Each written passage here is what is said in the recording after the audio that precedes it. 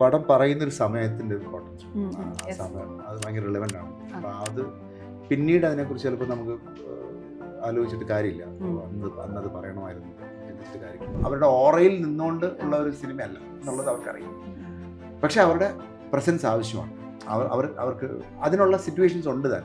ഈ പറഞ്ഞ ഫാൻ, അതായത് എന്ന് പറഞ്ഞാൽ ഈ ഫ്രണ്ട് ബെഞ്ചേഴ്സിന് വേണ്ട സിറ്റുവേഷൻസ് ഉണ്ട്, ഇൻഹറൻ്റ് ആയിട്ടുണ്ട്. മമ്മൂക്കയുടെ ആദ്യത്തെ ഷോട്ട് ഞാൻ എടുക്കുന്നത് ലാൽ സാറിൻ്റെ കൂടെയാണ്. ഫസ്റ്റ് ഡേ മമ്മൂക്കയുടെ ഫസ്റ്റ് ഷോട്ട് വിത്ത് ലാൽ സാർ. എൻ്റെ പുറകെ നിൽക്കുന്ന എൻ്റെ എഡീസിനും ഒക്കെ ഇത് ഇങ്ങനെ ഒരു ആരും അടുത്തോട്ട് വരുന്നില്ല. അപ്പോഴാണ് എനിക്ക് മനസ്സിലാവുന്നത് ഇവർക്ക് ഞാനും ഇതിനെക്കുറിച്ച് ബോധേഡാവുന്നില്ല. ഞാൻ ഒരു ക്യാരക്ടേഴ്സ് ആയിട്ടാണ് കാണുന്നത്. കാരണം അവർക്കെല്ലാം നേരത്തെ അറിയാം, ബ്രീഫ് ചെയ്തിട്ടുണ്ട്, സ്ക്രിപ്റ്റ് എല്ലാവരും വായിച്ചാണ്. കുറച്ച് കഴിഞ്ഞിട്ടാണ് എനിക്ക് മനസ്സിലാവും ഇത് ഇരിക്കുന്നത് മമ്മൂട്ടി ഞാൻ മോഹൻലാലാണല്ലോ ഇരിക്കുന്നതെന്നുള്ളത്. ഏറ്റവും അവസാനമാണ് ഞാൻ ലാൽ സാറിലേക്ക് എത്തുന്നത്. അപ്പം അത് തന്നെ ഞാൻ കുറച്ച് എന്താ പറയുന്നത്, എനിക്കൊരു അങ്ങനെ ഒരു പ്രതീക്ഷയൊന്നും ഇല്ലായിരുന്നു സാർ ഇത് ചെയ്യുമോ. കാരണം എങ്ങനെയായിരിക്കും സാർ ഇതിനെ അക്സെപ്റ്റ് ചെയ്യുന്നത്. കാരണം ഇവരുടെ ഒരു കോമ്പിനേഷൻ എന്നുള്ളേക്കാൾ കൂടുതൽ എങ്ങനെയായിരിക്കും സാർ ഇതിനെ കാണുന്നതെന്നുള്ളൊരു ഇതുണ്ടായിരുന്നു. അദ്ദേഹത്തിന് ഇത് നന്നായിട്ട് മനസ്സിലായ ശേഷം എന്നോട് പറഞ്ഞത്, എനിക്ക് വേണ്ടിയിട്ട് ഇനി ഒന്നും വേണ്ട, ഇതെല്ലാം ഉണ്ട് ഇതിനകത്ത്. എന്ത് തരത്തിലും സബ്മിസീവാണ്, അതൊരു വലിയ ഫാക്ടറാണ്. അത് രണ്ടുപേർക്കും ഈക്വലി ഉണ്ട്. നമുക്ക് ചില സമയത്ത് തോന്നും നമുക്ക് ഒട്ട് സബ്മിസീവ് അല്ല, പുറമേ നിൽക്കുന്ന ആൾക്കാർക്ക് തോന്നും. പക്ഷെ നമുക്ക് അങ്ങനെയല്ല. നമുക്ക് knows where to be submissive, why you need to be submissive എന്നുള്ളതിനെ കുറിച്ച് അദ്ദേഹത്തിന് ഒരു ധാരണയുണ്ട്. കറക്റ്റായിട്ടൊരു മീറ്റർ ഉണ്ട്. കാരണം കൺവിക്ഷനാണ് ഒരു ഡയറക്ടറിന്റെ കൺവിക്ഷൻ എന്താണെന്നുള്ളത് പുള്ളി ആ മീറ്റർ പിക്ക് ചെയ്യും. ഈ പേറ്റേറ്റുന്നുള്ള പേര് തന്നെയായിരുന്നോ ആദ്യം മനസ്സിൽ? ഈ പടത്തിനകത്തുള്ള വേറെ ഒരു പേരുണ്ട്. ആ പേരുണ്ടായിരുന്നു പടത്തിനകത്ത്, അത് പടത്തിനകത്തും ഉണ്ട്. പക്ഷെ ആ പേരിനേക്കാൾ കൂടുതൽ എനിക്ക് തോന്നുന്നു ഈ പേരാണ് ചേരുന്നെന്ന് പറഞ്ഞാൽ അതിനകത്ത് നമ്മുടെ ഒരു സാഹചര്യത്തിന് ഇണങ്ങുന്ന പേരെന്ന് വേണമെങ്കിൽ പറയാം.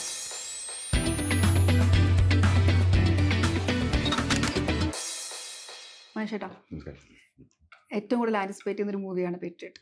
സാധാരണ എല്ലാവരും പറയാറുണ്ട് ഈ മൾട്ടി സ്റ്റാർ, ഒരു സ്റ്റാറിനെ വെച്ച് ഒരു സിനിമ ചെയ്തത് എക്സോസ്റ്റഡ് ആയി എന്ന്. ഇത് മൾട്ടി സ്റ്റാർ എന്ന് വെച്ചാൽ പ്രധാനപ്പെട്ട 2 താരങ്ങളുണ്ട്, അതല്ലാത്ത മേജർ ആയിട്ടുള്ള പല താരങ്ങളും അഭിനയിച്ചൊരു സിനിമയാണ്. ഇങ്ങനൊരു സിനിമ തീർക്കുക 1 വർഷത്തിന് മേലുള്ള ജേർണി ആയിരുന്നു. എന്താ ഇപ്പൊ തോന്നുന്നു? അല്ല, മനസ്സിൽ ഞാൻ ഇവരോടൊക്കെ നറേറ്റ് ചെയ്തൊരു കഥ, കഥയല്ല തിരക്കഥ, അത് സ്ക്രീനിൽ എത്തിക്കാൻ പറ്റിയിട്ടുണ്ടെങ്കിൽ ഓക്കെ, അങ്ങനെ ഞാൻ കാണുന്നുള്ളൂ. അത് മതി, അതിനപ്പുറത്തേക്കൊന്നുമില്ല. പൊതുവെ ഭയങ്കരമായ ബഡ്ജറ്റിൽ വരുന്ന സിനിമയാണ്. അപ്പൊ അത്രയും ബഡ്ജറ്റിൽ ഒരു സിനിമ വരുമ്പോൾ പല തരത്തിലുള്ള പ്രഷേഴ്സ് ഉണ്ടാവാറുണ്ട്, പ്രത്യേകിച്ച് ഇത്ര സ്റ്റാർസിനെ ഇൻക്ലൂഡ് ചെയ്യുമ്പോൾ. പക്ഷെ ആദ്യം മുതലേ നിങ്ങൾ ഇതിന്റെ അണിയറ പ്രവർത്തകരും താരങ്ങളടക്കം പറയുന്നൊരു കാര്യം പ്ലോട്ട് ഡ്രിവൺ ആണ്, ഇതൊരു സ്റ്റോറിയാണ് ഇതിന്റെ. അപ്പം ഇത്രയും വലിയ ബഡ്ജറ്റിൽ വരുന്ന ഒരു സിനിമ, പക്ഷെ ആ കണ്ടന്റിൽ ഊന്നി പറയാൻ പറ്റുന്ന ഒരു സാഹചര്യമുണ്ട്, അതിനൊരു പ്രൊഡ്യൂസർ ഉണ്ട് എന്നുള്ളത് ഒരു വലിയ സംഭവമായിട്ട് തോന്നാറുണ്ട് അല്ലെ? അത് തരുന്ന ഒരു ക്രിയേറ്റർക്കുള്ള ഒരു ഫ്രീഡം എത്രയാ? ഇതിപ്പം എൻ്റെ 3ാമത്തെ കൊളാബറേഷനാണ് ആൻഡ്രോ ജോസഫ് ഫിലിം കമ്പനിയായിട്ട്. ആൻഡ്രോ ചേട്ടൻ മാത്രമല്ല, ഇതിനകത്ത് വേറെ ഇതുണ്ട്. ഇത് മൗണ്ട് ചെയ്തെടുക്കാനുള്ളൊരു സമയമായിരുന്നു ഇതിനകത്തുണ്ടായിരുന്നു, തുടക്കം മുതലുണ്ടായിരുന്നു. അപ്പം ആദ്യമേ ഇതിൻ്റെ ഒരു ഫസ്റ്റ് ഡ്രാഫ്റ്റ് ആയി. അതിനുശേഷം പിന്നെ ആക്ടേഴ്സിനോട് നമ്മൾ അപ്രോച്ച് ചെയ്യുമ്പോൾ തൊട്ട് ഇതിനൊരു ഫിയർ ഉണ്ട് എല്ലാവർക്കും. കാരണം ഇതെങ്ങനെ മൗണ്ട് ചെയ്യും, ഇത്രയും ലോജിസ്റ്റിക് റീസൺസ് ഒത്തിരി ഉണ്ട്, ചിലവ് കാര്യങ്ങളില്ല. അപ്പം ഞാനിതിൽ നിന്ന് ഈ പടത്തിൽ നിന്നുള്ള എൻ്റെ ഒരു ടേക്ക് അവേ എന്ന് പറയുന്നത്, സത്യം പറഞ്ഞു കഴിഞ്ഞാൽ ഒരു സിനിമ ചില സമയം നമ്മൾ അടച്ചു വെക്കാൻ തീരുമാനിച്ചാൽ, അങ്ങനെ ചിന്തിച്ച സമയങ്ങളുണ്ട്. ഇത് ഇപ്പം നടക്കില്ല, കാരണം ഇപ്പോൾ ഒരു റെഗുലർ കമേഴ്ഷ്യൽ സിനിമയല്ലല്ലോ, അങ്ങനത്തെ ഒരു ഫ്ലേവർ പടമല്ല. അപ്പോൾ അതുകൊണ്ട് ചിലപ്പോൾ നടക്കാൻ സാധ്യത കുറവാണ്. അപ്പം നടക്കാനുള്ള ബുദ്ധിമുട്ടുണ്ടെന്ന് തോന്നുന്ന സമയത്ത് നമുക്ക് ചിലപ്പം ഒരുപാട് അടുത്ത സുഹൃത്തുക്കൾ തന്നെ, കാരണം ഞാൻ കുറച്ച് റെസ്റ്റ്ലെസ് ആയിട്ടുള്ള ഒരാളാണ്. അപ്പോൾ അതുകൊണ്ട് തന്നെ ആൾക്കാർക്ക് എന്നെ അറിയാവുന്ന ആളുകൾ പറയും, അടച്ചു വെക്ക്, മുമ്പോട്ട് പോകും, വേറെ എന്തെങ്കിലും ആലോചിക്കപ്പെട്ടെന്ന്, ഇത് തന്നെ ഇരിക്കില്ല എന്ന് പറയും. പക്ഷെ ഞാനെന്തോ ഈ തവണ ഞാനത് കുറച്ചുകൂടെ ക്ഷമയോടുകൂടി ഇതിൽ തന്നെ ഇരുന്ന് ഇതൊന്ന് കാരണം ഒരിക്കൽ അടഞ്ഞു പോയാൽ പിന്നെ തുറക്കില്ല എന്ന് എനിക്ക് തോന്നിയിട്ടുണ്ട്. അതൊരു അനുഭവമുണ്ട്. അപ്പോൾ അതുകൊണ്ട് തന്നെ നമുക്ക് 1 അല്ല 2-3 അനുഭവമുണ്ട്. അപ്പോൾ അതുകൊണ്ട് എനിക്ക് തോന്നുന്നു പിന്നെ പടം പറയുന്നൊരു സമയത്തിൻ്റെ ഇമ്പോർട്ടൻസ് ഉണ്ട്. ആ സമയം അത് ഭയങ്കര റിലവൻ്റ് ആണെന്ന് തോന്നുന്നു. അപ്പോൾ അത് പിന്നീട് അതിനെക്കുറിച്ച് ചിലപ്പോൾ നമുക്ക് ആലോചിച്ചിട്ട് കാര്യമില്ല, അന്നത് പറയണമായിരുന്നല്ലോ എന്ന് ചിന്തിച്ചിട്ട് കാര്യമില്ല. അപ്പോൾ ആ ഒരു പേഷ്യൻസ് കുറച്ച് ലേൺ ചെയ്തു ഇതിനകത്ത്. ഞാൻ പറഞ്ഞ എന്നെ കുറച്ചുകൂടെ ഒന്ന് കുറച്ചുകൂടെ കാമറാക്കി. ഞാൻ പറഞ്ഞ calmer in the sense not the way ഞാൻ സിനിമ ഉണ്ടാക്കുന്ന രീതിയിലുള്ള കാംനെസ് അല്ല, അല്ലാതെ തന്നെ കുറച്ച് ക്ഷമയോടുകൂടി ഇതിന് കാത്തിരിക്കുക, എല്ലാം ഒന്ന് അസംബിളായി വരാനുള്ള ഒരു കാത്തിരിപ്പ്. അത് മാത്രമാണ് ഇത്. മൗണ്ടിങ് ആയിരുന്നു എൻ്റെ ഏറ്റവും ഏറ്റവും ഹെക്ടിക് ആയിട്ടുള്ള. എപ്പോഴും എല്ലാ കാലത്തും മൗണ്ടിങ് തന്നെയാണ് ബുദ്ധിമുട്ട്. ഇപ്പം രാജമേനോൻ സാർ ഇതിൽ അഭിനയിച്ചിട്ടുണ്ട്. സാർ പറയായിരുന്നു ഇപ്പൊ ബ്രഹ്മയുഗം പോലെ ഒരു സിനിമ മിനിമലിസ്റ്റിക് ആയിട്ട് 3 ക്യാരക്ടേഴ്സും ഒരു ലൊക്കേഷനിൽ വെച്ച് അത് മേ ബി ഇവിടെ ഹിറ്റ് ആവുള്ളൂ, കേരളത്തിൽ ഹിറ്റ് ആവുള്ളൂ. അതുപോലെയാണ് പേട്രിയറ്റ്. ഇങ്ങനെ ഒരു കണ്ടന്റ് ഒരു സിനിമ മേ ബി ഇവിടെ ആയിരിക്കും അത് സിനിമ വർക്ക് ആവും, ഇവിടെയേ ചെയ്യാൻ പറ്റൂ ബിക്കോസ് ഓഫ് നമ്മുടെ ഓഡിയൻസ്. അപ്പൊ ആ ഓഡിയൻസിൽ ഒരു വിശ്വാസം ഉണ്ടല്ലോ, അതായത് മറ്റു മാസ് എലമെന്റ്സിലേക്ക് ഒന്നും പോകണ്ട, ഇവരെ കിട്ടിയാലും എന്റെ കണ്ടന്റ് ഇതാണ്, അത് പറഞ്ഞാൽ ഓഡിയൻസ് സ്വീകരിക്കുന്നുള്ള ഒരു വിശ്വാസം എത്രത്തോളം? ഞാൻ പറയുന്നത്, ഞാൻ എപ്പോഴും ഒരു കഥ ആലോചിക്കുന്ന സമയത്ത് അത് കുറച്ചു കാലം ട്രാവൽ ചെയ്ത് ആ കഥ ഒരു തിരക്കഥയാക്കുന്ന സമയത്ത് ഇപ്പോൾ ഒരു സിനിമ പോലെ ആവരുത് മറ്റൊരു സിനിമ എന്നെപ്പോഴും ഉണ്ട്. അപ്പം അങ്ങനെ ഉള്ളതുകൊണ്ട് തന്നെ ഇപ്പം ഇതിനകത്തോട്ട് വന്നു കഴിയുമ്പം ഒരു സെല്ലിംഗ് നമുക്കുണ്ടല്ലോ, ഇതിന് എന്താണ് ഇൻവിറ്റേഷൻ, വൈ ഷുഡ് ഇത് കാണാൻ എന്തുകൊണ്ട് ആൾക്കാർ തിയേറ്ററിലേക്ക് വരണം, ആ ഒരു കൺസേൺ എല്ലാ കാലത്തും ഉണ്ട്. അതുകൊണ്ട് തന്നെ അതിന് വേണ്ട എല്ലാ തരത്തിലുള്ള സാധനങ്ങളും ഇന്നറൻ്റ് ആയിട്ട് തന്നെ ഉണ്ടായിരുന്നു, ഈ കഥയ്ക്കകത്തുണ്ടായിരുന്നു, ഈ തിരക്കഥ എഴുതുന്ന സമയത്ത് അതെല്ലാം ഉണ്ടായിരുന്നു. അതുകൊണ്ടാണ് ഇത് ഇങ്ങനെ ഒന്ന് അപ്രോച്ച് ചെയ്ത് നോക്കാമെന്ന് ചിന്തിക്കുന്നത് തന്നെ. അല്ലാതെ നമ്മളിപ്പോൾ ഇതിനകത്ത് കുത്തിക്കയറ്റിയിട്ടില്ല, അത് നടത്തിയിട്ടില്ല. പിന്നെ ഈ പറഞ്ഞ പോലെ ഒരു ബ്രോഡർ സ്പെക്ട്രം ആളുകൾ, നമ്മളിപ്പം എത്രത്തോളം ആളുകളിലേക്ക് എത്തുന്നു എന്നൊക്കെയുള്ള സംഭവത്തിനകത്ത് നമ്മൾ തന്നെ നമ്മുടെ ആ ഒരു ചെറിയ ബോക്സിൽ നമ്മൾ ആ ബോക്സിന്റെ വലിപ്പം കൂട്ടിക്കൊണ്ടിരിക്കുകയാണ്. അതിങ്ങനെ ബ്രോഡറായി മാറിക്കൊണ്ടിരിക്കുകയാണ്. അത് കാണാൻ തന്നെ ഒരു രസമുണ്ട്. ഞാൻ പറഞ്ഞ അത് ചിലപ്പോൾ ഞാൻ പറയുന്നത് ഇതെല്ലാം നമ്മൾ ഈ പറഞ്ഞ പോലെ സിനിമ എങ്ങനെ റിസീവ് ചെയ്യുന്നതനുസരിച്ചാണ് ഇരിക്കുന്നത്. ആ ഒരു റിസപ്ഷനെ നമ്മൾ എപ്പോഴും ഒരു കാത്തിരിപ്പുണ്ട്. പക്ഷെ എന്നാൽ പോലും ഇത് ചെയ്യുമ്പോൾ നമുക്ക് കിട്ടുന്ന ഒരു സ്വാതന്ത്ര്യമുണ്ട്. അത് എനിക്ക് തോന്നുന്നു മലയാളത്തിൽ മാത്രമേ കിട്ടത്തുള്ളൂ. കാരണം അതിനകത്ത് വേറെ ഒരു തരത്തിലുള്ള കാരണം ടോപ്പിക്കിൻ്റെ ഗൗരവവും അതിൻ്റെ ബാക്കിയുള്ള സെൻസിറ്റീവ് ആയിട്ടുള്ള വിഷയങ്ങളും ഒക്കെ വെച്ചുകൊണ്ട് തന്നെ ഇങ്ങനൊരു സിനിമ ഇവിടെ ഉണ്ടാക്കാം എന്ന് തീരുമാനിക്കുന്ന ഒരു സമയത്ത് നമുക്ക് കിട്ടുന്ന ഒരു സ്വാതന്ത്ര്യമുണ്ട്. അതെനിക്കൊന്ന് മലയാളത്തിൽ മാത്രം നടക്കും. പക്ഷെ അത് പറയുമ്പോൾ ഈ സിനിമ ട്രെയിലർ കാണുമ്പോൾ ഒരു മലയാള സിനിമ ആയിട്ടല്ല നമുക്ക് തോന്നുക. ഇത് ഒരു ഇന്റർനാഷണൽ സിനിമ നമ്മൾ കാണുമ്പോൾ എന്ത് ഫീൽ ചെയ്യുന്നോ അങ്ങനെയാണ് നമുക്ക് ഫീൽ ചെയ്യാം. ഇതിൽ തന്നെ ഇതിന്റെ ടാഗ് ലൈൻ ഉണ്ടല്ലോ, ഡിസെന്റ് ഇസ് പേട്രിയോട്ടിക്. നമ്മൾ അധികാര കേന്ദ്രത്തിന് എതിരെ എന്തു പറഞ്ഞാലും രാജ്യദ്രോഹിയായി മുദ്ര കുത്തപ്പെടുന്ന ഒരു സമൂഹത്തിൽ നിന്നിട്ടാണ് വിയോജിപ്പും രാജ്യസ്നേഹമാണ് എന്ന് പറഞ്ഞുകൊണ്ട് ഒരു കണ്ടന്റ് വരുന്നത്. ആ ഒരു കണ്ടന്റ് അങ്ങനെ ചെയ്യാൻ എത്ര ഈസി ആയിരുന്നു ഇന്നത്തെ കാലത്ത്? ഞാൻ പറയുന്നത് നമ്മൾ എല്ലാ കാലത്തും സോഷ്യലി റെസ്പോൺസിബിൾ ആയിട്ടൊരു സിനിമ ഉണ്ടാക്കുക എന്ന് മാത്രം വെച്ച് പോകുന്നതല്ല. ഞാൻ പറയാം, അതിനകത്ത് നമുക്ക് ഡ്രാമയുണ്ട്, അതിനകത്ത് എനിത്തിങ് പേഴ്സണൽ ഈസ് പൊളിറ്റിക്കൽ അല്ലേ, എന്ത് തരത്തിലുള്ള നമ്മൾ തമ്മിലുള്ള എല്ലാം അങ്ങനെ ആയിട്ട് മാറുന്നൊരു കാലഘട്ടത്തിലാണ്. അപ്പം ഞാൻ ഇതിനെ കാണുന്നത് ഈ പടം എന്തുകൊണ്ട് ഈ സമയത്ത് പറയണം, ഈ കാലഘട്ടത്തിൽ എന്തുകൊണ്ട് പറയണം, അതിന് എനിക്ക് റീസണിങ് ഉണ്ടോ, എനിക്ക് എൻ്റെതായിട്ടുള്ള ഇതുണ്ടോ, എനിക്ക് തോന്നുന്ന റീസണിങ് ആളുകൾക്ക് മനസ്സിലാവുന്നുണ്ടോ, ആളുകളിലേക്ക് എത്തുന്നുണ്ടോ. ഞാനൊരു പുസ്തകം എഴുതുകയല്ല, ഞാനൊരു ഡോക്യുമെൻ്ററി ഉണ്ടാക്കുകയല്ല, ഞാനൊരു ഫീച്ചർ ഫിലിം ഉണ്ടാക്കുകയാണ്. അതൊരു കച്ചവട സിനിമ തന്നെയാണ്. അതിനകത്ത് വേണ്ട തരത്തിലുള്ള എല്ലാ ഇൻഗ്രീഡിയൻസിനെ ഉദ്ദേശിക്കുന്നത് മറ്റേ നമ്മൾ ഈ പറഞ്ഞ പോലെ മസാല ചേരുവകൾ എന്ന് പറയുന്നതിനേക്കാൾ കൂടുതലായിട്ട് ഞാൻ മനസ്സിലാഗ്രഹിക്കുന്നത് ഈ സിനിമയുടെ ഒരു കഥാഗതിക്ക് എന്തൊക്കെയാണോ ആവശ്യം അതിനെ നിലനിർത്തിക്കൊണ്ട് സിനിമ കൊണ്ടുപോവുക. ആ ഒരു സാഹചര്യത്തിൽ നിന്നുകൊണ്ട് സിനിമ പറഞ്ഞിരിക്കുന്നു. പിന്നെ ബാക്കി ഈ പറഞ്ഞ പോലെ എങ്ങനെയാണ് ഇതിനെ റിസീവ് ചെയ്യുന്നത്, ഇപ്പോൾ നമ്മൾ ഈ പറഞ്ഞ മറ്റ് ഘടകങ്ങൾ, നമ്മൾ ജീവിക്കുന്ന സ്ഥലത്ത് ജീവിക്കുന്ന ആ ഒരു പ്രദേശത്ത് എങ്ങനെയൊക്കെയാണോ നമുക്ക് ഇതിനെ ഒരു എന്താ പറയുക മെയിൻ സ്ട്രീം സിനിമയായിട്ട് ഉണ്ടാക്കേണ്ട അതിൻ്റെ നിബന്ധനകൾ നമ്മൾ പാലിക്കേണ്ടതായിട്ടുണ്ട്. അതെല്ലാം പാലിച്ചുകൊണ്ട് തന്നെയാണ് സിനിമ ഉണ്ടാക്കുന്നത്. അതല്ലാതെ നമുക്ക് സിനിമ ഉണ്ടാക്കാൻ പറ്റത്തില്ല, ബുദ്ധിമുട്ടാണ്. ഇത് നടക്കാൻ പാടില്ലാത്തൊരു കഥയാണ് എന്ന് നിങ്ങളുടെ കോൺവെർസേഷനിൽ മമ്മൂട്ടി പറയുന്നുണ്ട്. പക്ഷെ അതേസമയം നമുക്ക് പല കാര്യങ്ങളിലേക്കും അത്ര ദൂരെ അല്ലാത്തൊരു പാസ്റ്റിലേക്ക് നമ്മളെ കൊണ്ടുപോകുന്നുണ്ട്. ഇപ്പൊ രാഷ്ട്രീയക്കാരുടെയും മാധ്യമപ്രവർത്തകരുടെ അടക്കം ഫോണുകൾ അടക്കം ചോർത്തപ്പെട്ട സംഭവങ്ങളും US പ്രസിഡന്റ് പോലും ചാരൻ എന്ന് വിളിച്ച സ്നോഡൻ അടക്കം അത്തരം വിഷയങ്ങളിലേക്കൊക്കെ നമ്മളെ കൊണ്ടുപോകുന്നുണ്ട്. ഇങ്ങനത്തെ റെഫറൻസിൽ നിന്നൊക്കെ തന്നെയാണോ ഈ കഥ പ്ലോട്ട് ഉണ്ടാവുക? ഡെഫിനറ്റ്ലി എന്നെ സ്വാധീനിക്കുന്ന വിഷയങ്ങളെല്ലാം ഈ പറഞ്ഞ പോലെ ചുറ്റുപാട് നടക്കുന്ന കാര്യങ്ങൾ തന്നെയാണ്. പക്ഷെ അതിനകത്ത് ഞാൻ എൻ്റെ ഒരു ടേക്ക് ഉണ്ടാവും. നമുക്കെപ്പോഴും ഒരു അഡീഷണൽ ലെയർ പറയാനുണ്ടാവുമല്ലോ. അപ്പൊ അങ്ങനെ ഉള്ളപ്പം ഇത് ഇങ്ങനെ ഒരു സംഭവം ഇങ്ങനെ മാറിയാൽ എന്ത് സംഭവിച്ചേക്കാം എന്ന് പറയുന്ന ഒരു തോട്ടിൽ നിന്നാണ് ഇത് ഉണ്ടായിരിക്കുന്നത്. ഇങ്ങനെ ഒരു സംഭവത്തിൽ ഇങ്ങനെ ഒരു ആർക്ക് എടുത്താൽ ഏതൊക്കെ ട്രജക്ടറിയിലേക്ക് ഇത് മാറാം, എങ്ങനെയൊക്കെ ഇത് തിരിയാം, ആ ഒരു പ്രോസസ്സിനകത്ത് നിന്നുകൊണ്ട് ഒരു സിനിമ ഉണ്ടാക്കുക, അതാണ് പറഞ്ഞിരിക്കുന്നത്.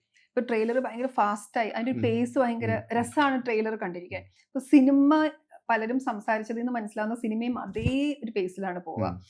അങ്ങനെ ഒരു മാൻ ഓൺ ദ റൺ ജോണർ നമ്മൾ വേണേൽ പറയാലോ, ആ ഒരു സ്പീഡും ആ രീതിയിലാണോ ഇത് പോകുന്നത്? ഒരു എഡ്ജ് ഓഫ് ദ സീറ്റ് നമ്മൾ ഇങ്ങനെ കണ്ടുകൊണ്ടിരിക്കുക എന്ന് പറയല്ലോ. പൊതുവേ എനിക്ക് എൻ്റെ സിനിമകൾക്കൊക്കെ ഒരു ഇപ്പം ഞാനൊരു കുറച്ചുകൂടെ നീഷായിട്ടുള്ളൊരു പടം ചെയ്താലും അതിന് പേസ് ഉണ്ട്, എനിക്ക് അങ്ങനെയാണ് തോന്നുന്നത്. കാരണം അത് എൻ്റെ ക്യാരക്ടേഴ്സിന് എപ്പോഴും ഒരു ബിഹേവിയറിലും ഒക്കെ ഒരു ഒരു കുറച്ച് സംഘർഷം ഉണ്ട്. ഒരു ബ്രീത്തറുള്ള സിനിമകൾ കുറവാണ് ഞാൻ ചെയ്തിരിക്കുന്നത്. അതെനിക്ക് അറിയത്തില്ല, എനിക്ക് തന്നെ ഞാൻ തന്നെ അതിലേക്ക് ഇവോൾവ് ആയി വരണം, അതിലേക്കൊക്കെ പോകാൻ. ഇതിനെ സംബന്ധിച്ചുള്ള ഇതിനൊരു പേസ് ഡിസൈഡ് ആയിരുന്നു. ആദ്യം പോലെ ഇതിൻ്റെ പേസ് ഡിസൈഡ് ആയിരുന്നു. നറേഷനിൽ തന്നെ ഉണ്ടായിരുന്നു. നറേഷനിൽ തന്നെ ആ പേസ് ഞാൻ നറേറ്റ് ചെയ്ത എല്ലാ ആക്ടേഴ്സിനും കാണാൻ പറ്റി. ഞാൻ പറഞ്ഞ അതിനകത്ത് നറേറ്റ് ചെയ്ത് ഇതിനകത്ത് ചില കാരണങ്ങൾ കൊണ്ട് പറ്റാതെ പോയ ആക്ടേഴ്സിന് പോലും മനസ്സിലായി ഈ പേസ് ഉണ്ട്. അവർ പോലും എനിക്ക് ട്രെയിലർ കണ്ടിട്ട് എനിക്ക് മെസ്സേജ് അയച്ചു. ഓക്കെ, അപ്പൊ അതെനിക്ക് ഒരു എൻ്റെ അപ്പറ്റൈറ്റിനെ നമുക്ക് ഒരു സാറ്റിസ്ഫൈ ചെയ്യുന്ന ഒരു സാധനം ഉണ്ടാവുന്നുണ്ട്. എനിക്കിതില് ഒരുപാട് അസോസിയേഷൻസ് വരുമ്പോൾ തന്നെ എനിക്ക് തോന്നുന്നത് ഇപ്പൊ ഈ കണ്ടന്റിനെ കുറിച്ചൊക്കെ പറയുമ്പോഴും തിയേറ്ററിലേക്ക് സിനിമ എത്തുമ്പോൾ സ്വാഭാവികമായിട്ട് ഈ രണ്ട് ടീംസിന്റെ ഫാൻസ് എന്ന് പറയുന്നത് പ്രത്യേകിച്ച് ഒന്നാമത്തെ ദിവസം ഭയങ്കര പ്രധാനമാണെന്ന് തോന്നാറുണ്ട് ഇപ്പൊ. അപ്പം അവരൊക്കെ നമ്മുടെ ഇന്റർവ്യൂസിന്റെ ഒക്കെ താഴെയാണെങ്കിൽ അവർ പറയുന്നത് ഇവർ രണ്ടുപേരും സ്ക്രീനിൽ ഒരുമിക്കുന്ന മൊമെന്റിന് വേണ്ടി കാത്തിരിക്കുകയാണ്. അപ്പൊ എന്തൊക്കെ പറഞ്ഞാലും ഈ ഫാൻസിനെ സന്തോഷിപ്പിക്കുന്ന എന്തെങ്കിലും കൂടെ ഉണ്ടാവുമല്ലോ അല്ലെ? ആ രീതിയിൽ എപ്പോഴെങ്കിലും ട്രീറ്റ് ചെയ്യാൻ ശ്രമിച്ചിട്ടുണ്ടോ? ഇതിനകത്ത് ഈ കഥ ഒരു കഥയായിട്ട് മാറുന്നു, അതിനൊരു ഒരു തിരക്കഥ രൂപമായി കഴിഞ്ഞിട്ട് നമ്മൾ ഒരു ആക്ടേഴ്സിനോട് നമ്മൾ പറഞ്ഞു തുടങ്ങുമല്ലോ. അപ്പം അങ്ങനെ എൻ്റെ സുഹൃത്തുക്കളായിട്ടുള്ള ആളുകൾ എല്ലാവരും ഞാനിപ്പോൾ ചാക്കോച്ചനും ഫാദും ഒക്കെ എല്ലാവരും ഞാൻ പറഞ്ഞു ഞാനിങ്ങനെ ഒരു പടം നമുക്ക് എടുത്തോട്ട് ഞാനിത് സംസാരിക്കാൻ പോവാണ്, നല്ല കാര്യം. കേൾക്കുന്ന സമയത്തും അങ്ങനെ പോയി എല്ലാവരും ആക്ച്വലി അവരവരുടെ പാർട്ടാണ് കേൾക്കുന്നത്. കേൾക്കുന്ന സമയം തൊട്ട് നമുക്ക് ചോദിക്കുന്നുണ്ട് ഇതെങ്ങനെയാണ് നിങ്ങളിതിന്. കാരണം ഓരോ പ്രാവശ്യവും ഞാൻ ഇപ്പോൾ ഒരു സിനിമ നമുക്ക് എപ്പോഴും ഓരോ സിനിമ ഇറങ്ങി കഴിയുമ്പോഴും നല്ലതായിരുന്നു, എനിക്ക് ഇഷ്ടപ്പെട്ടു, നമുക്ക് എപ്പോഴാണ് ഒരു പടം അങ്ങനെ നമുക്ക് ആലോചിക്കണ്ടേ, അത് അങ്ങനെ ചോദിക്കുന്ന ഒരാളാണ്. സോ അതൊരു ഒരു ക്രിയേറ്ററിനെ സംബന്ധിച്ചിടത്തോളം ഭയങ്കര എനർജി തരുന്നതാണ്. അപ്പം ഞാനെപ്പോഴും നമുക്ക് പറയാറുള്ളത് നമുക്ക് ഞാനൊരു കറക്റ്റ് സിനിമയായിട്ട് വരാം, എനിക്ക് നമുക്ക് വെച്ച് ചെയ്യാൻ പറ്റുന്ന ഒരു സിനിമ എന്ത് രീതിയിൽ ചെയ്യണം. അപ്പൊ തന്നെ ഇത് നമുക്ക് തന്നെ അത് കഥ കേട്ടപ്പോൾ തന്നെ മനസ്സിലായി ദിസ് ഇസ് നോട്ട് ഒരു ക്യാരക്ടർ ഡ്രിവൺ അല്ല, ഇത് പ്ലോട്ട് ഡ്രിവൺ ആണ്. അപ്പോൾ ആ പ്ലോട്ട് ഡ്രിവണിലാവുമ്പം ഇതിനകത്ത് വേണ്ട ചില സംഭവങ്ങളുണ്ട്. എന്നാൽ ക്യാരക്ടേഴ്സിനെല്ലാം അത്രത്തോളം ഒരു ആർക്കും എല്ലാത്തിനും എല്ലാ സ്റ്റോറീസിനും വേണമെങ്കിൽ ഒരു സെപ്പറേറ്റ് സിനിമ ഉണ്ടാക്കാം. അങ്ങനത്തെ ഒരു കഥയായത്. അപ്പൊ അതുകൊണ്ട് തന്നെ ഇങ്ങനെ നറേറ്റ് ചെയ്ത് തുടങ്ങിയപ്പോൾ തന്നെ എനിക്ക് തോന്നുന്നു ഏറ്റവും അവസാനമാണ് ഞാൻ ലാൽ സാറിലേക്ക് എത്തുന്നത്. അപ്പം അത് തന്നെ ഞാൻ കുറച്ച് എന്താ പറയുന്നത്, എനിക്കൊരു അങ്ങനെ ഒരു പ്രതീക്ഷയൊന്നും ഇല്ലായിരുന്നു സാർ ഇത് ചെയ്യുമോ. കാരണം എങ്ങനെയായിരിക്കും സാർ ഇതിനെ അക്സെപ്റ്റ് ചെയ്യുന്നത്, കാരണം ഇവരുടെ ഒരു കോമ്പിനേഷൻ എന്നുള്ളതിനേക്കാൾ കൂടുതൽ എങ്ങനെയായിരിക്കും സാർ ഇതിനെ കാണുന്നെന്നുള്ളൊരു ഇതുണ്ടായിരുന്നു. പക്ഷെ അദ്ദേഹത്തിന് ഇത് നന്നായിട്ട് മനസ്സിലായ ശേഷം എന്നോട് പറഞ്ഞത് എനിക്ക് വേണ്ടിയിട്ട് ഇനി ഒന്നും വേണ്ട, ഇതെല്ലാം ഉണ്ട് ഇതിനകത്ത്. അപ്പം നിങ്ങൾക്ക് അതിനകത്ത് കിട്ടുന്നുണ്ട്. അപ്പം ഞാൻ ചോദിച്ചു ഇതിനകത്ത് അത് ബാക്കി എന്നെ കുറിച്ച് പറയണ്ട, എൻ്റെ സമയത്തിനെ കുറിച്ച് നിങ്ങൾ പറയണ്ട, ഒന്നും ചെയ്യേണ്ട ആവശ്യമില്ല, എല്ലാം ഉണ്ട്. അതൊരു എനർജിയാണ്. അതെനിക്ക് തോന്നുന്നത് ഇന്നത്തെ കാലത്ത് മലയാളത്തിൽ, അതുകൊണ്ടാണ് രാജീവ് സാർ അങ്ങനെ പറഞ്ഞത്, മലയാളത്തിൽ മാത്രം സംഭവിക്കുന്ന ചില കാര്യങ്ങളായിട്ട് തോന്നുന്നു എന്ന് പറയുന്നത്. പിന്നെ ഈ പറഞ്ഞ പോലെ ഇപ്പൊ ട്രെയിലറിന്റെ ഞങ്ങളെപ്പോഴും ഇതിന്റെ ടീസർ ആയാലും ട്രെയിലർ ആയാലും ഇതിന്റെ ഒരു ടോൺ സെറ്റ് ചെയ്യാൻ ശ്രമിച്ചിട്ടുണ്ട്. ഈ സിനിമയുടെ സ്വഭാവം എന്താണ്, ട്രെയിലർ ഒരു സ്വഭാവം സെറ്റ് ചെയ്തിട്ടുണ്ട്, അത് തന്നെയാണ് സിനിമയുടെ സ്വഭാവം. സോ അതുകൊണ്ട് തന്നെ ഈ പറഞ്ഞ പോലെ നമ്മൾ സിനിമ കണ്ടു തുടങ്ങിക്കഴിഞ്ഞാൽ എൻ്റെ ഒരു വിശ്വാസം ഇവരെ കഥാപാത്രങ്ങളായിട്ട് ആൾക്കാർ അക്സെപ്റ്റ് ചെയ്ത് തുടങ്ങും എന്നുള്ളതാണ് ഞാൻ വിശ്വസിക്കുന്നത്. അത് ബാക്കി എനിക്കറിയില്ല, തിയേറ്ററിലേക്ക് എത്തുമ്പോഴേ അറിയുള്ളൂ. ഈ ഇപ്പൊ ഫഹദും ചാക്കോച്ചനൊക്കെ മഹേഷേട്ടൻ എത്രയോ സിനിമകൾ അസോസിയേറ്റ് ചെയ്തിട്ടുണ്ട്. പിന്നെ നിങ്ങൾ നല്ല സുഹൃത്തുക്കളാണ്. ഇവർ രണ്ടുപേരെയും മമ്മൂട്ടി മോഹൻലാൽ ആദ്യമായിട്ടാണ് ചെയ്യുന്നത്. അപ്പൊ ആ ഒരു പ്രോസസ്സ് എന്തെങ്കിലും ഇവരെ അഭിനയിപ്പിക്കുക അല്ലെങ്കിൽ ആ ക്യാരക്ടർ നറേറ്റ് ചെയ്യുക, പിന്നെ ഇവരുടെ ഒരു പ്രോസസ്സ്, അതിന്റെ ഒരു രസം എന്തായിരുന്നു? അതിൻ്റെ എനിക്ക് ഏറ്റവും ഇഷ്ടപ്പെട്ട സംഭവം എന്ന് പറഞ്ഞാൽ ഞാൻ കുറച്ചുകൂടെ സ്പീഡിൽ ഷൂട്ട് ചെയ്യുന്നൊരു മനുഷ്യനാണ്. അപ്പോൾ ഈ പറഞ്ഞ പോലെ കുറച്ചുകൂടെ ഓൾഡ് സ്കൂൾ എന്ന് പറയാം. എന്ന് വെച്ച് കഴിഞ്ഞാൽ ആവശ്യമുള്ളത് എടുക്കുന്നുള്ളൂ, അത് കഴിഞ്ഞാൽ ഇത്രയും മതി. അപ്പം ഞാൻ എപ്പോഴും എനിക്കും ചില സമയത്ത് എൻ്റെ സുഹൃത്തുക്കളായിട്ടുള്ള ആക്ടേഴ്സുമായിട്ടുള്ള ഡിബേറ്റ് എപ്പോഴും കുറച്ചുകൂടെയൊക്കെ അല്ല, കുറച്ചുകൂടെയൊക്കെ ഒരു ലീവ് ചെയ്താ, കുറച്ചുകൂടെയൊക്കെ ലീഡ് താ, അപ്പൊ ഞങ്ങൾ അവിടെ നിന്ന് പെർഫോം ചെയ്ത് തുടങ്ങാം, എന്നിട്ട് ഇങ്ങോട്ട് വന്നു കഴിഞ്ഞിട്ട് നിങ്ങൾ അവിടെ നിന്ന് എടുത്തോ എന്ന് പറയാറുണ്ട്. അപ്പം പക്ഷെ മമ്മൂക്കയും ലാൽ സാറും ഇതിൽ ശീലിച്ചവരാണ്. അപ്പൊ അവർക്ക് ആദ്യത്തെ ദിവസം തന്നെ മനസ്സിലായി, ഓ ഇയാൾ ഇങ്ങനത്തെ ഫിലിം മേക്കറാണ്. അപ്പൊ അവർക്കതില് രസമാണ്, അവർക്കത് കിട്ടി. ഇപ്പം ഒരു മ്യൂസിക് ഡയറക്ടർ ഒരു ശ്രുതി സെറ്റ് ചെയ്യുന്ന പോലെയാണ്. ഇതാണ് പിച്ച്, നമ്മൾ ആ പിച്ച് കൊടുത്തു, കീസ് കൊടുക്കുന്ന പോലെയാണ്, അവിടെ തുടങ്ങാം. അപ്പൊ അവർക്ക് ആ കീ പെട്ടെന്ന് അവർ ഫസ്റ്റ് ഡേ പിക്ക് ചെയ്യും. അത് ഭയങ്കര ഒരു ചില എന്താ പറയുക, നമുക്ക് കിട്ടുന്ന ഒരു ഓക്കെ മനസ്സിലായി. അപ്പൊ പിന്നെ അലൈൻഡായി. പിന്നെ നമുക്ക് അധികം കോൺവെർസേഷൻസ് ആയാലും ഒക്കെ അതുപോലത്തെ ആ മീറ്റിൽ നിന്നുകൊണ്ട് തന്നെയാണ് ചെയ്യുന്നത്.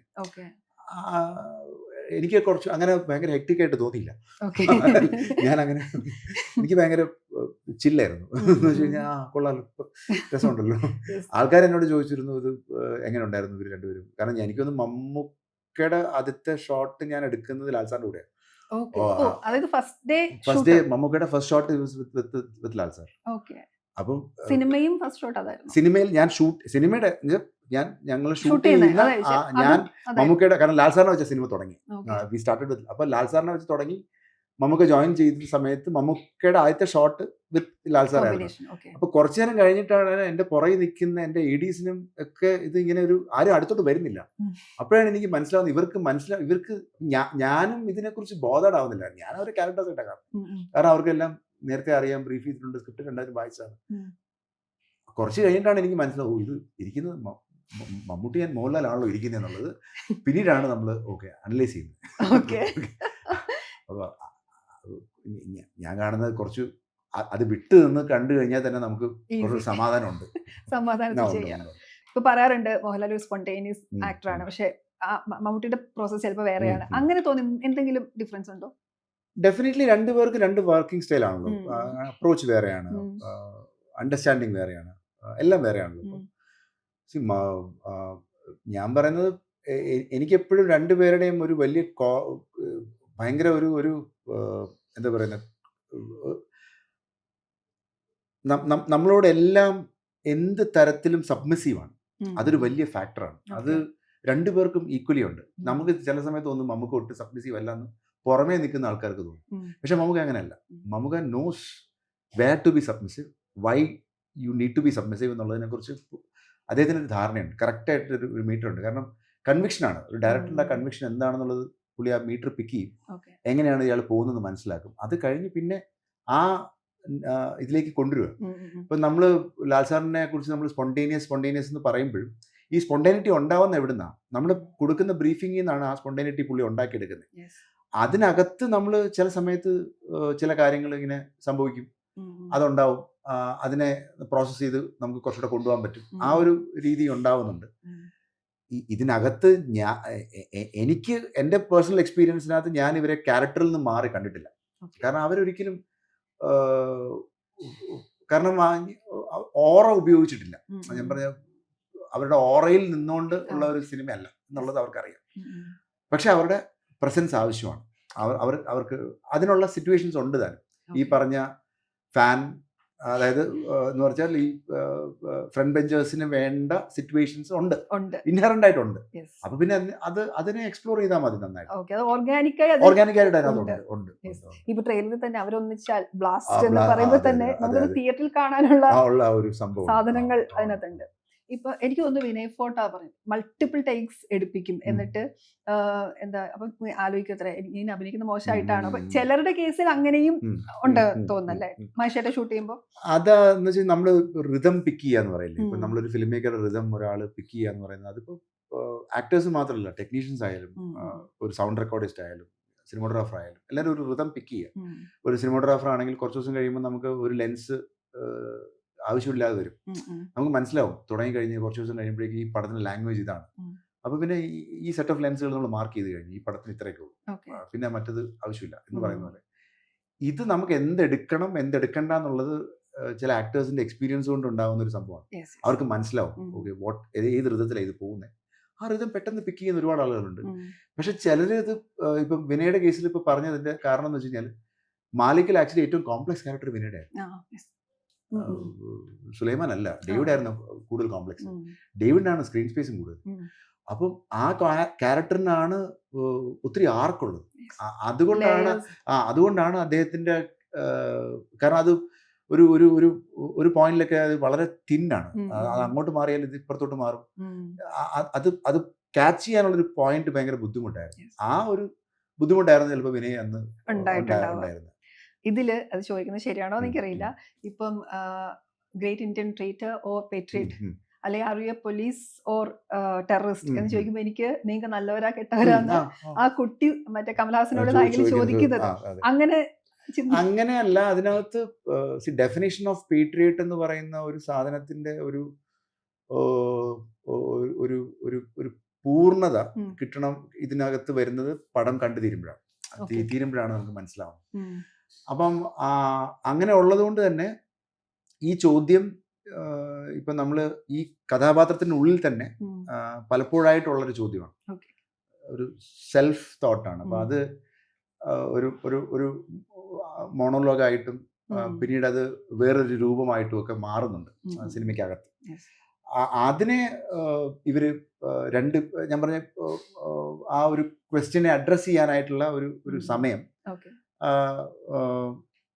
അതിൻ്റെ ഒരു ഉത്തരം പ്രേക്ഷകരിലോട്ട് കൺവേ ചെയ്യുന്ന ഒരു രീതി, ആ രീതിയൊക്കെ ഈ പറഞ്ഞ കഥയെ അടിസ്ഥാനപ്പെടുത്തി ഉണ്ടാക്കിയിരിക്കുന്നത്. ഈ നല്ലവരാ കെട്ടവരാ റെഫറൻസ് എന്ന് പറയുന്ന സാധനം ഇതുമായിട്ട് ബന്ധപ്പെട്ടില്ല. ഒരിക്കലും ഇല്ല. ഇതിനകത്ത് നമ്മൾ ഈ പറയുന്ന പോലെ വൈ ഡു ഐ എക്സിസ്റ്റ്, ഞാൻ എക്സിസ്റ്റ് ചെയ്യുന്നതിനകത്ത് ഇത്തരം കാരണം ചില ഡെലമയിലൂടെ പോകുന്ന മനുഷ്യർ, പാരനോയിഡായിട്ട് മൂവ് ചെയ്യുന്ന മനുഷ്യർ, അങ്ങനെയുള്ള ചില ആൾക്കാരുടെ ചില ഇന്നർ തോട്ട്സ് ഉണ്ടാവുമല്ലോ. ആ തോട്ട്സിൽ നിന്നുണ്ടാവുന്ന ചില ചോദ്യങ്ങളും അതിനുള്ള ഉത്തരങ്ങളുമാണ് സിനിമ ചില കാര്യങ്ങളിലുള്ള. ഇപ്പം ഇതിനകത്ത് എഡിറ്ററും മഹേശ്വരൻ തന്നെയാണ് അല്ല, ഞാനും എന്റെ കൂടെ വർക്ക് ചെയ്ത് രാഹുലുണ്ട്, രണ്ടുപേരും കൂടെയാണ്. ഇപ്പം നിങ്ങൾ എഴുതുന്നു, അത് പിന്നെ പ്രോസസ്സിലേക്ക് കടക്കുന്നു, എല്ലാം കഴിഞ്ഞ് എഡിറ്റിംഗ് ടേബിളിൽ വരുന്നു. സാധാരണ പറയാറുണ്ട് എഡിറ്റ് ടേബിളിലാണ് ഒരു സിനിമ ജനിക്കുക, അല്ലെങ്കിൽ എഡിറ്റർക്ക് അത് പ്രെഡിക്റ്റ് ചെയ്യാൻ പറ്റുന്നൊക്കെ. പക്ഷെ മഹേശ്വരൻ ഇതിന്റെ തുടക്കം മഹേശ്വരന്റെ ഉള്ളിലാണല്ലോ ഇത് ജനിച്ചതും ഇതുവരെ എത്തിയത്. അപ്പൊ ആ ഒരു ജഡ്ജ്മെന്റ്, അതായത് ഈ ചെയ്യുന്നൊക്കെയാണോ ശരി, അല്ലെങ്കിൽ ഇങ്ങനെയാണോ അതിന്റെ പേസ്, കാര്യങ്ങളെല്ലാം, ആ ഒരു ജഡ്ജ്മെന്റ് എങ്ങനെയാ ഉണ്ടാവുന്നത്? പേസ് ഒക്കെ സ്ക്രിപ്റ്റ് ലെവലിൽ തന്നെ സെറ്റ് ചെയ്യുന്നതാണ്. അത് പിന്നെ മൾട്ടിപ്പിൾ ഡ്രാഫ്റ്റുകളായി ഓരോ നറേഷനിലും അത് വളരും. ഓരോ നറേഷനിലും അത് ഗ്രോ ആയി പിന്നെ ഒരു സമയത്ത് നമ്മൾ അതിന്റെ ക്യാരക്ടേഴ്സിന്റെ എല്ലാ ആർക്കും ഒന്ന് തലയിൽ സെറ്റ് ചെയ്ത് അതിന്റെ എല്ലാ ഒരു കംപ്ലീഷൻ, എല്ലാവർക്കും ഒരു കൾമിനേഷൻ ഉണ്ടാവും. ഇപ്പം ഒരു ഓൺസെമ്പിൾ സിനിമ നമ്മൾ പറയുമ്പോൾ ഒരുപാട് കഥാപാത്രങ്ങൾ ഉണ്ടാകുമ്പോഴുള്ള ഏറ്റവും വലിയ ബുദ്ധിമുട്ട് അതാണ്. നമുക്ക് ഇവർക്കൊക്കെ ഒരു പൂർണ്ണതയുണ്ടോ, എല്ലാവർക്കും ഒരു എന്താ പറയുന്ന ഒരു കംപ്ലീറ്റ് ആവുന്നുണ്ടോ എന്നുള്ളൊരു ക്വസ്റ്റ്യൻ മാർക്ക് എപ്പോഴും ഉണ്ടാവാറുണ്ട്. കാരണം അല്ലെങ്കിൽ അതൊരു ഇൻകംപ്ലീറ്റ് ഫീലിംഗ് ഉണ്ടാവും. നമ്മളൊരു പൂർണ്ണമായും ഒരു മീൽസ് കഴിച്ച ഒരു പ്രതീതി കിട്ടത്തില്ല. ആ ഒരു സംഭവം പൂർത്തിയാക്കാനായിട്ടുള്ള ഒരു ശ്രമമുണ്ട്. അപ്പൊ അതിനകത്ത് പേസ് ഒരിക്കലും ചോർന്നു പോകാൻ പാടില്ല, ട്രീറ്റ്മെന്റ് മാറാൻ പാടില്ല. ഈ സെറ്റിംഗ് ഒക്കെ ആദ്യമേ ഉണ്ടാവുന്നുണ്ട്. അതുകൊണ്ട് തന്നെ പ്രീയിലാണ് കൂടുതൽ സമയം പോകുന്നത്. അത് കഴിഞ്ഞ് പിന്നീട് അങ്ങോട്ട് എഡിറ്റിലൊക്കെ വരുന്ന സമയത്ത് ബൗൺസ് ബോർഡുകളുണ്ട്. ഇപ്പൊ ഞാൻ പറഞ്ഞ ഇപ്പൊ എൻ്റെ കോ എഡിറ്ററായിട്ട് നിൽക്കുന്ന ആളും പിന്നെ എൻ്റെ മ്യൂസിക് ഡയറക്ടറായിട്ട് നിൽക്കുന്ന ആളും, ഇവരെല്ലാവരും ബൗൺസ് ബോർഡുകളാണ്. ഇവരെല്ലാവരും നമുക്ക് ഓക്കെ ഇത് അപ്പം അവിടെ നിന്നൊക്കെ മാറും. ഇതിന്റെ സ്വഭാവം ഇവിടുന്ന് വേണമെങ്കിൽ നമുക്ക് ഇങ്ങോട്ട് മാറ്റാം, ഇതിനെ വേറൊരു രീതിയിൽ സ്ട്രക്ചർ ചെയ്ത് നോക്കാം. അങ്ങനെയൊക്കെയുള്ള ഒരു പ്രോസസ്സ് നടക്കുന്നുണ്ട്. ഈ പേട്രിയറ്റ് എന്നുള്ള പേര് തന്നെയായിരുന്നോ ആദ്യം മനസ്സിൽ? ഈ പടത്തിനകത്തുള്ള വേറെ ഒരു പേരുണ്ട്. ആ പേരുണ്ടായിരുന്നു പടത്തിനകത്ത്, അത് പടത്തിനകത്തും ഉണ്ട്. പക്ഷെ ആ പേരിനേക്കാൾ കൂടുതൽ എനിക്ക് തോന്നുന്നു ഈ പേരാണ് ചേരുന്നെന്ന് പറഞ്ഞാൽ അതിനകത്ത് നമ്മുടെ ഒരു സാഹചര്യത്തിന് ഇണങ്ങുന്ന പേരെന്ന് വേണമെങ്കിൽ പറയാം. നമ്മുടെ ഒരു ചുറ്റുപാടിന് ഇണങ്ങുന്ന ഒരു പേര്. പിന്നെ അതിനൊരു ഒരുപാട് ആളുകൾ എന്നോട് ചോദിച്ചു, ഭയങ്കര ഒരു ഇങ്ങനൊരു പേരിടുന്ന സമയത്ത് this can be red S, ഇതിനെ പല രീതിയിൽ വായിക്കാം. വായന എങ്ങനെ വേണമെങ്കിലും വായിക്കാം. ഭയങ്കര ഡയറക്റ്റായിട്ടും വായിക്കാം, ഇൻഡയറക്റ്റായിട്ടും വായിക്കാം. അപ്പൊ ആ വായന എങ്ങനെ വായിക്കണം എന്നുള്ളത് പടം കാണുമ്പോഴാണ് അതിന്റെ ഒരു കിട്ടുന്നത്. ഇതിലെ മ്യൂസിക്കിലേക്ക് വരുമ്പോഴേ മഹേഷ് ചേട്ടനുള്ളിൽ മ്യൂസിക് ഉണ്ടോ എനിക്കറിയില്ല. ഈ സുഷിനായിട്ട് ഇരിക്കുമ്പോൾ എന്ത് റെഫറൻസാ കൊടുക്കുക, അല്ലെങ്കിൽ ആ നിങ്ങളുടെ ഒരു കോൺവെർസേഷൻ എങ്ങനെയാ? സുഷിൻ പ്രൈമറിലി ഒരു സിനിമ ചെയ്യാൻ കമ്മിറ്റ് ചെയ്യുന്നത് തിരക്കഥ കേട്ട് കഴിഞ്ഞതിന് ശേഷമാണ്. എപ്പോഴും എല്ലാ കാലത്തും. ഇപ്പോൾ ഞങ്ങളുടെ ഇതൊരു 3ാമത്തെ കൊളാബറേഷനാണ്. അതിനകത്ത് ഒരു സക്സസ്ഫുൾ കൊളാബറേഷൻ എന്ന് പറയുന്നത് മാലിക്കാണ് ഇതിനു മുമ്പ് ഉണ്ടായിരിക്കുന്നത്. ഞാൻ പറഞ്ഞ പാട്ട് മാത്രമല്ല, ഞാനെപ്പോഴും ഞാനൊരിക്കലും സുഷിനിൽ നിന്ന് ഒരു സോങ് റൈറ്റർ എന്നുള്ള അല്ലെങ്കിൽ സോങ് പ്രൊഡ്യൂസർ എന്നുള്ള ഒരു കോൺസെപ്റ്റിൽ മാത്രമല്ല എടുക്കുന്നത്. ഞാൻ അദ്ദേഹത്തിന് സിനിമയുടെ ഒരു മൊത്തത്തിലുള്ള ഒരു സംഗീതം നൽകുന്ന ഒരു വ്യക്തി എന്നുള്ള ലെവലിലാണ് കാണുന്നത്. അപ്പോൾ അതുകൊണ്ട് തന്നെ സിനിമ മുഴുവനായിട്ട് പറയുന്ന സമയത്ത് കിട്ടുന്ന ഒരു ഫീഡ്ബാക്ക് ഉണ്ട് അതിനകത്തുനിന്ന്. അപ്പം ഞാൻ എപ്പോഴും സുഷിനെ എന്നോട് സുഷിനെ ഞാൻ കാണുന്നൊരു ഏറ്റവും വലിയ അഡ്വാൻറ്റേജ്, പുള്ളി അപ്പം തന്നെ പറയും. Like he doesn't have filters. അങ്ങനെ ഒരു ഡിപ്ലോമാറ്റിക് ആയിട്ട് ആൻസർ പറയുന്ന ഒരാളല്ല. ഇപ്പം കുറച്ചുകൂടെ നമ്മൾ ഇപ്പം എല്ലാവരോടും അങ്ങനെ ആണെന്നല്ല ഞാൻ പറയുന്നത്, ചിലപ്പം കുറച്ചുകൂടെ അടുത്ത് സംസാരിക്കുന്ന സമയത്ത് പറയും, പച്ചയ്ക്ക് പറയും. അപ്പൊ ആ പറച്ചിൽ നിന്ന് നമുക്കും കുറച്ചുകൂടെ കിട്ടും, ഇതിനകത്ത് ഇത് ശരിയാണല്ലോ, ഇതിങ്ങനെയല്ലോ വേണ്ടത്. ഇപ്പോൾ ഒരു ടീസർ കട്ട് ചെയ്ത് കഴിഞ്ഞാൽ ഞാൻ ആദ്യം സുഷിനാണ് അയച്ചു കൊടുക്കുന്നത്. അപ്പൊ ആദ്യം ചെയ്തിരുന്ന ടീസറൊന്നും സുഷിന് ഒട്ടും വർക്കായിട്ടില്ല. അപ്പൊ സുഷിൻ പറഞ്ഞു, ഇത് നിങ്ങളുടെ സിനിമയല്ലല്ലോ എന്ന് പറയാറുണ്ട്. അപ്പം എനിക്ക് മനസ്സിലാവുന്നുണ്ട് അത് പറയുന്നതിന്റെ കാരണം എന്താണെന്നുള്ളത്. അത് കാരണം ആ സിനിമ എന്താന്നുള്ളത് പുള്ളിക്ക് മനസ്സിലായി എന്നുള്ളതാണ്. ഇപ്പോൾ ഒരു ആക്ടറിന് മനസ്സിലാവുന്ന പോലെ, ഒരു ടെക്നീഷ്യന് ഒരു സിനിമാറ്റോഗ്രാഫറിന് മനസ്സിലാവുന്ന പോലെ തന്നെ കമ്പോസറിന് മനസ്സിലാവണം. അതിനോടൊപ്പം തന്നെ ഇതിന്റെ ഒരു ലാംഗ്വേജ്, മ്യൂസിക്കിനൊരു ഭാഷ നമ്മൾ കൺസീവ് ചെയ്യാൻ, സ്ക്രിപ്റ്റ് എഴുതുന്ന പോലെ തന്നെ മ്യൂസിക്കിനൊരു ഒരു ലാംഗ്വേജ് ഉണ്ട്. അത് കുറച്ച് സമയം എടുക്കും ഒന്ന് ആയി വരാൻ. അപ്പൊ സിനിമ മൊത്തം കണ്ടതിന് ശേഷമേ ഞാൻ സുഷിനെ അതിലോട്ട് ഇൻവോൾവ് ചെയ്യിക്കാറുള്ളൂ. അതായത് മുഴുവനായിട്ട് കണ്ടു കഴിഞ്ഞിട്ട്, നറേഷൻ കഴിഞ്ഞിട്ട് ചിലപ്പോൾ ഒരു പാട്ട് ചിലപ്പോൾ നമുക്ക് നേരത്തെ വേണ്ടി വന്നേക്കാം, ആ പാട്ട് ചിലപ്പോൾ കമ്പോസ് ചെയ്യുന്നുണ്ടാവും. പക്ഷെ എന്നാലും പാരലലി നടക്കുന്നില്ല. ഇപ്പൊ തീം നേരത്തെ ഉണ്ടാക്കുക അങ്ങനത്തെ ഇല്ല. പിന്നെ ഒരു റഫ് കട്ട് സ്റ്റേജിൽ കാണുകയാണ്. റഫ് കട്ട് കണ്ടതിന് ശേഷമാണ് പിന്നെ ഹി ഗെറ്റ്സ് ഇൻസ്പയർഡ്. ഓക്കെ, ഇത് അദ്ദേഹത്തോട് പറഞ്ഞ കഥയിൽ നിന്ന് അല്ലെങ്കിൽ തിരക്കഥയിൽ നിന്ന് എന്തൊക്കെ മാറ്റങ്ങൾ വന്നിട്ടുണ്ട്, അല്ലെങ്കിൽ ചോർന്നു പോയിട്ടുണ്ടോ, അല്ലെങ്കിൽ എത്രത്തോളം ബെറ്റർ ആയിട്ടുണ്ട്, ഇതൊക്കെയുള്ള ഒരു ഫീഡ്ബാക്കിൽ നിന്ന് നമ്മൾ ഉണ്ടാക്കിയെടുക്കുന്നതാണ്. പിന്നെ ഇത് ആരുടെ കൂടെയാണ് ട്രാവൽ ചെയ്യേണ്ടത്. കാരണം എപ്പോഴും ക്യാരക്ടർ ഡ്രിവൺ സിനിമകൾ ചെയ്യാൻ എളുപ്പമാണ് കമ്പോസേഴ്സിന്. ബിക്കോസ് ഒരു പ്ലോട്ട് ഡ്രിവൺ സിനിമകൾ ഭയങ്കര ബുദ്ധിമുട്ടാണ്, ഭയങ്കര പാടാണ് മ്യൂസിക് ചെയ്യാനായിട്ട്. അപ്പം അതുകൊണ്ട് തന്നെ അത് മൾട്ടിപ്പിൾ ആയിട്ടുള്ള ആൾക്കാരുകൾ, ഡൈനാമിക്സ് ഉള്ളപ്പോൾ ഇത് ആരുടെ കൂടെയാണ് ട്രാവൽ. അപ്പം കുറച്ച് സമയം എടുത്താണ് പുള്ളി ക്രാക്ക് ചെയ്തത് ഇത് ആരുടെ കൂടെയാണ് ഇതിന്റെ ട്രാവൽ ചെയ്യേണ്ടത്.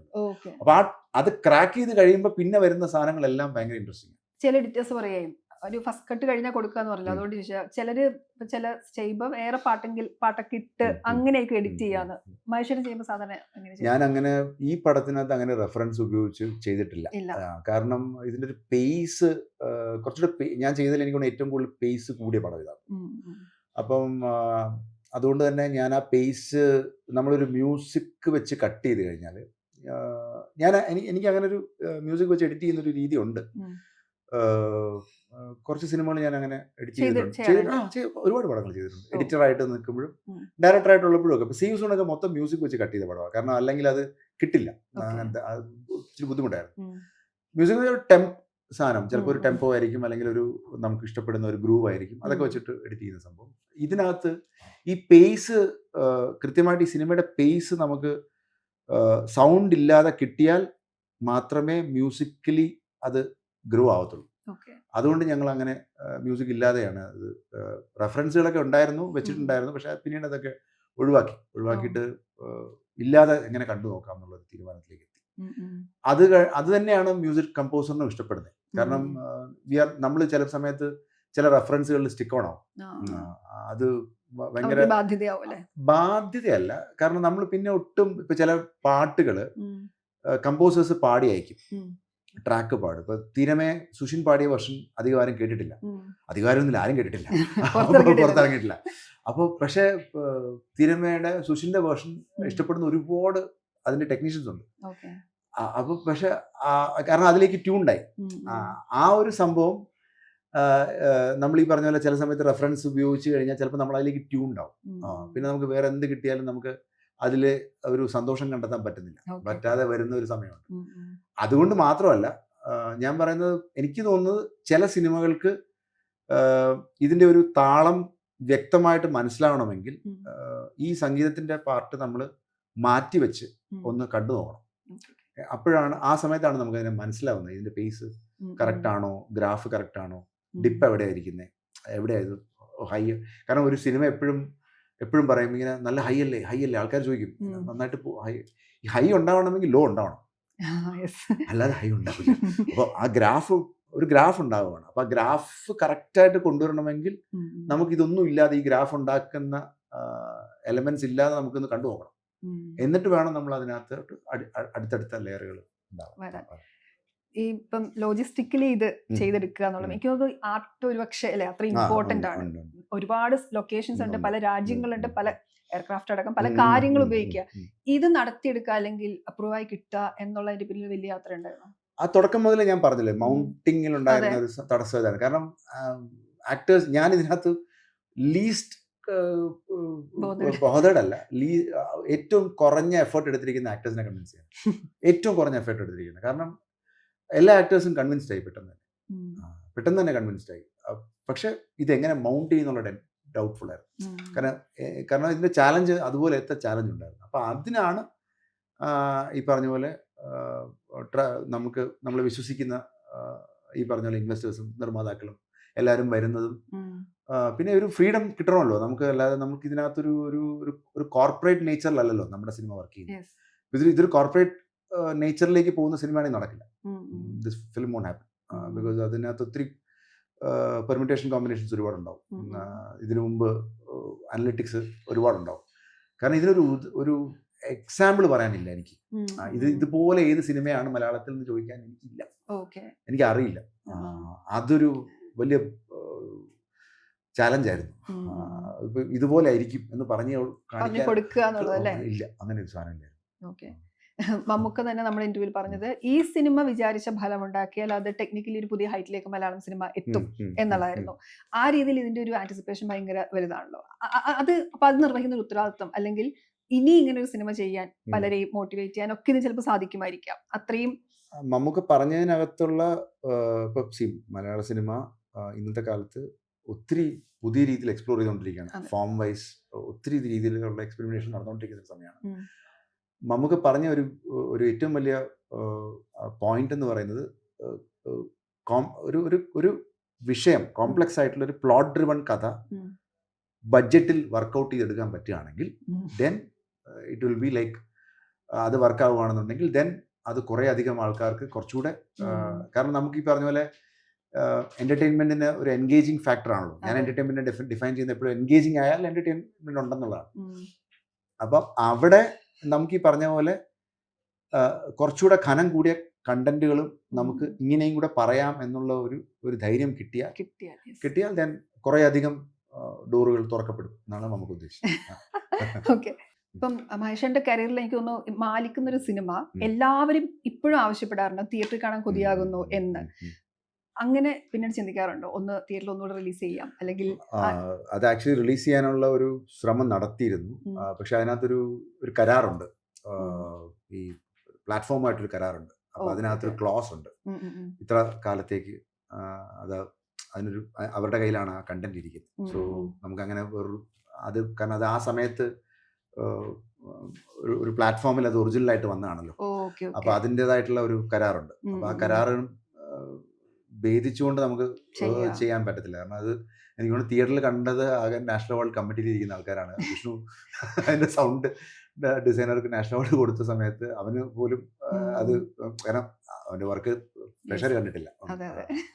ഈ മാലിക്കിന്റെ റീമേക്ക് വരുന്നു എന്ന ചില ചർച്ചകൾ കേൾക്കാറുണ്ട്, സൽമാൻ ഖാനായിട്ട് അങ്ങനെ എന്തെങ്കിലും പറയാനുണ്ടോ? അതിപ്പോ അതിനെ കുറിച്ചൊന്നും എനിക്ക് അതൊരു അങ്ങനത്തെ ഒരു കോൺവെർസേഷനിലേക്ക് എത്തിക്കൊണ്ടൊക്കെ ഇരിക്കുന്നേ ഉള്ളൂ. പക്ഷെ അത് അങ്ങനെ ഒരു സിനിമയുടെ എനിക്ക് എന്റെ പടങ്ങളുടെ തന്നെ ഡയറക്റ്റ് റീമേക്ക് ചെയ്യാനൊന്നും താല്പര്യമില്ല.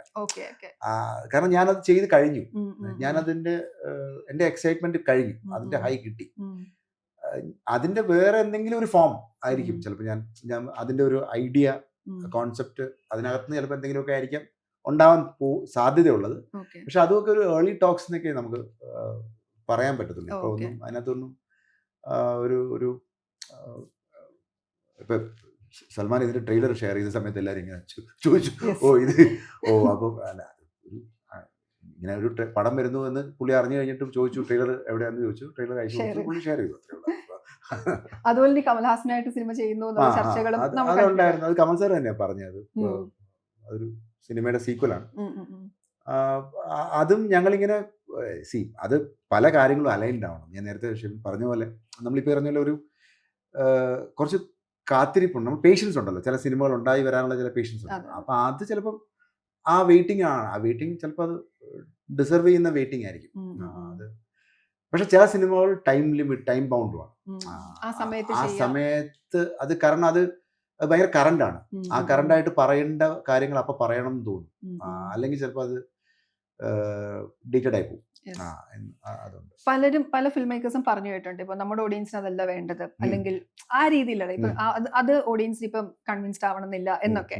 ഇപ്പം മഹേഷന്റെ ഒരു സിനിമ ആലോചിക്കുമ്പോഴേ ഇങ്ങനെ ഓഡിയൻസിന്റെ, പണ്ട് മഹേഷേട്ടൻ തന്നെ പറഞ്ഞിട്ടുണ്ട്, ഒരു എന്ത് പറയുന്നതല്ല അത് എങ്ങനെ പറയുന്നു, ഹൗ യു മേക്ക് ഇറ്റ് എന്നുള്ളതാണ് ഇമ്പോർട്ടന്റ്. അപ്പം എഴുതാൻ അല്ല ഒരു എഴുത്ത് തുടങ്ങുന്നതിന് മുമ്പ് അതിലേക്ക് എത്തുന്നുണ്ടല്ലോ, ഈ ഓഡിയൻസ് എപ്പോഴെങ്കിലും ഓഡിയൻസ് അത് എടുക്കുമോ, അവർക്ക് ഇത് വേണോ, അത്രയും ചിന്ത പോകാറുണ്ട്. ഓഡിയൻസ് എടുക്കുമോ എന്നുള്ളതല്ല ഞാൻ പറഞ്ഞ, എൻ്റെ ടാർഗറ്റ് ഓഡിയൻസ് ആരാണെന്നുള്ളത് ഞാൻ കൺസിഡർ ചെയ്യാറുണ്ട്. ഇപ്പം ഞാൻ അറിയിപ്പ് എഴുതുന്ന പോലെ എനിക്ക് ഇത് എഴുതാൻ പറ്റും. അപ്പോൾ അതുപോലെ എനിക്ക് മാലിക്ക് എഴുതാൻ പറ്റത്തില്ല. വ്യത്യാസമുണ്ട്. അങ്ങനത്തെ ഒരു സംഭവം ഉണ്ടാവുമല്ലോ. അപ്പം നമ്മൾ ഇത് എഴുതുന്ന സമയത്ത് ഇത് എത്രത്തോളം ആളുകളിലേക്ക്, നമുക്കൊരു കഥ ഏത് രീതിയിലും പറയാം, എങ്ങനെ വേണമെങ്കിലും പറയാം. ഇതേ കഥ നമുക്ക് കുറച്ചുകൂടെ ഇൻഡി ആയിട്ടും പറയാം, കുറച്ചുകൂടെ നീഷായിട്ടും പറയാം, കുറച്ചുകൂടെ ഇതിനേക്കാൾ ബ്രോഡറായിട്ടും പറയാം, എല്ലാ രീതിയിലും പറയാം. അപ്പം അങ്ങനെ ഇതിനെ ആ വരമ്പ് നിശ്ചയിക്കുന്ന ഒരു സമയമുണ്ട്.